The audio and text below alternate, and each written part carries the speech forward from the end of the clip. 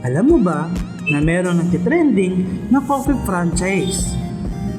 At ang pangalan nito ay Coffee But Better. Why better? Because naka-infuse siya ng barley juice ng JC.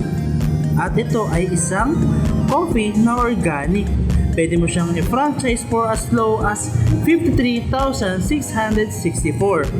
Meron na siyang cart type, meron na rin siyang van type, meron na rin siyang stall type at store type.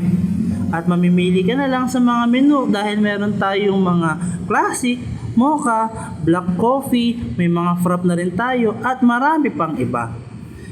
Hindi mo na rin kailangan ng mga mamahalin na coffee machine dahil dito, simple lang po ang paggawa ng coffee.